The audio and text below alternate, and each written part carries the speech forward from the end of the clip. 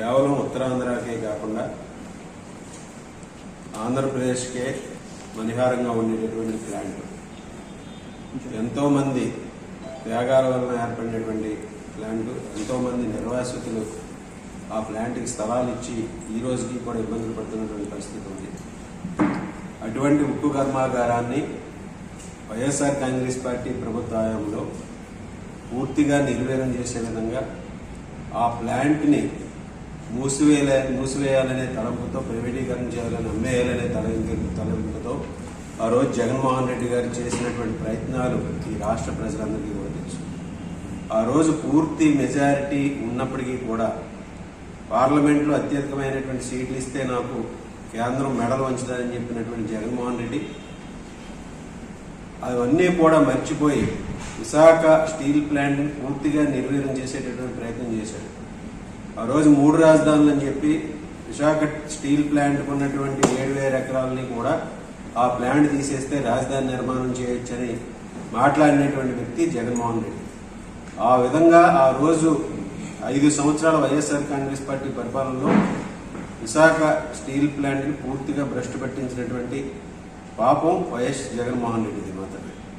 ఈరోజు అటువంటి పరిస్థితి నుంచి ఈరోజు పూర్తి స్థాయిలో ఈరోజు ఎన్డీఏ కూటమి ప్రభుత్వం వచ్చిన తర్వాత చంద్రబాబు నాయుడు గారు, పవన్ కళ్యాణ్ గారు, పురంధరేశ్వరి గారు, అదేవిధంగా ఉక్కు శాఖ మంత్రి కుమారస్వామి గారు, మన జిల్లాకు చెందినటువంటి మన నర్సాపురం పార్లమెంట్ సభ్యులు, అదేవిధంగా ఉక్కు శాఖ సహాయ మంత్రులు వర్మ గారు, వీరందరి కృషి వలన ఈరోజు చంద్రబాబు నాయుడు గారి సారథ్యంలో మరలా స్టీల్ ప్లాంట్ని పునరుజ్జీవం చేసే విధంగా ప్రత్యేకమైనటువంటి ప్యాకేజీని సాధించుకోవడం జరిగింది.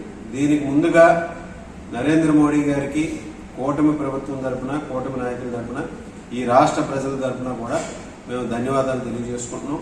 అదేవిధంగా కేంద్ర ఆర్థిక శాఖ మంత్రులు నిర్మలా సీతారామన్ గారు కూడా దీని మీద ప్రత్యేక దృష్టి పెట్టి ఈరోజు 11,440 కోట్ల రూపాయల ప్రత్యేక ప్యాకేజీని ఈ స్టీల్ ప్లాంట్ పునరుద్ధరణకి కేటాయించడం జరిగింది.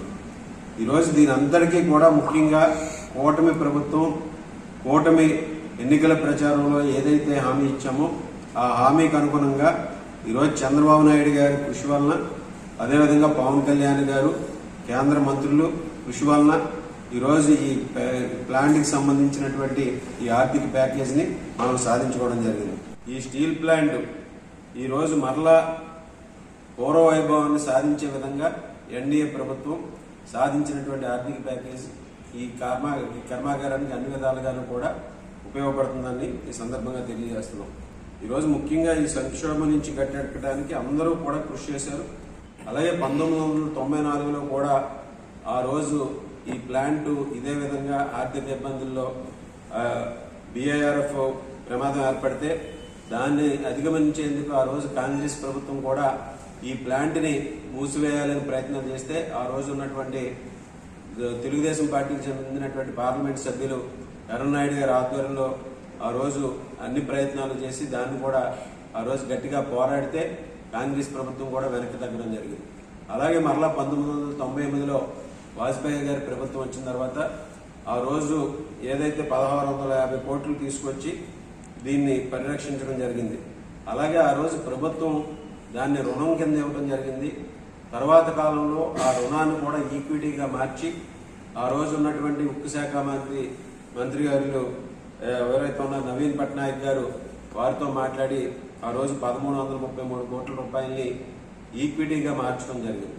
తర్వాత దశలో మరలా లాభాల బాట పట్టించినటువంటి ఘనత ఆ రోజు తెలుగుదేశం పార్టీ ప్రభుత్వానికి దక్కుతుంది. ఈరోజు రికార్డు స్థాయిలో లాభాలు రావడం జరిగింది. అప్పుడు నష్టాల్లో ఉన్నప్పుడు కాపాడింది ఆ రోజు తెలుగుదేశం పార్టీ ప్రభుత్వం.